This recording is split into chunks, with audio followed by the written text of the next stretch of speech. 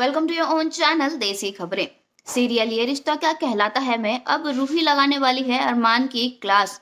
जी हाँ दोस्तों, अब रूही अरमान को बहुत तसल्ली से बहुत अच्छे से सुनाते हुए नजर आने वाली है।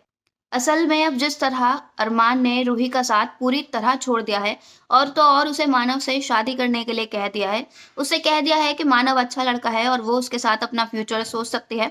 तो यहाँ रूही के तो पैरों तले मानो जमीन ही निकल गई। उसने कभी एक्सपेक्ट नहीं किया था कि अरमान उससे ये सब कहेगा।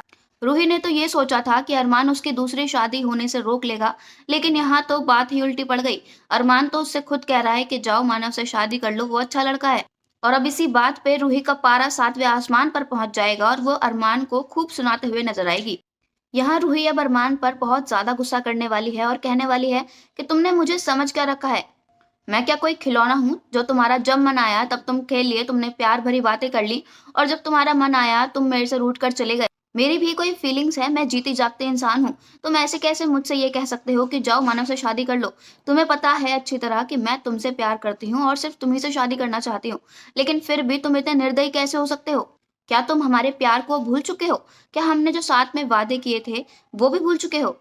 तुम इतनी जल्दी मूव ऑन कैसे कर सकते हो अरमान? मैं आज भी वहीं खड़ी हूँ जहाँ तुम मुझे छोड़कर गए थे।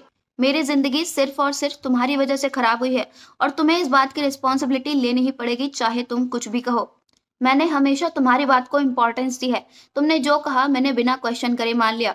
तुमने कहा रोहित से शादी कर लो, मैंने रोहित से शादी भी कर ली। मैंने आज तक अपनी हर बात हर वादा निभाया है। लेकिन तुम्हारा क्या, तुमने तो आज तक सिर्फ वादे तोड़े ही हैं।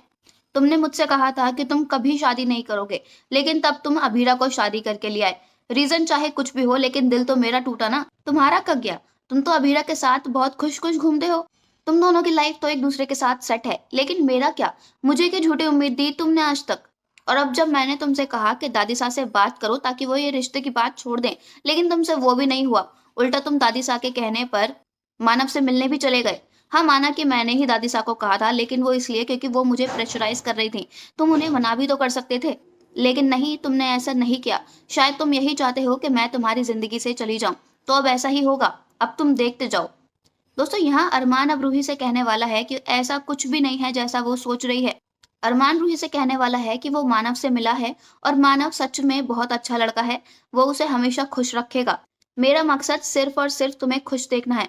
मैं चाहता हूँ कि तुम जिंदगी में आगे बढ़ो, और इसका मतलब अगर ये है कि तुम्हें मानव के साथ खुश रहना होगा तो मुझे ये सच्चाई भी एक्सेप्ट करनी होगी। मैं अपनी मजबूरियों में तुम्हें और नहीं बांध सकता, तुम्हारी और जिंदगी खराब नहीं कर सकता।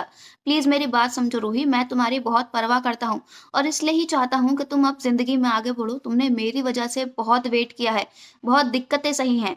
रोहित भी चला गया और लेकिन तब भी तुम सिर्फ और सिर्फ मेरी वजह से यहाँ थी। लेकिन अब मैं ये सब नहीं चाहता। मैं चाहता हूँ कि तुम भी वो खुशियाँ पाओ जिसकी तुम हकदार हो। मैंने तुम्हें पहले ही बताया है कि तुम मेरे छोटे भाई की वाइफ हो और मैं तुमसे कभी भी शादी नहीं कर सकता। जैसा रिश्ता तुम चाहती हो मैं तुम्हें वो डिमांड्स पूरी नहीं कर सकता।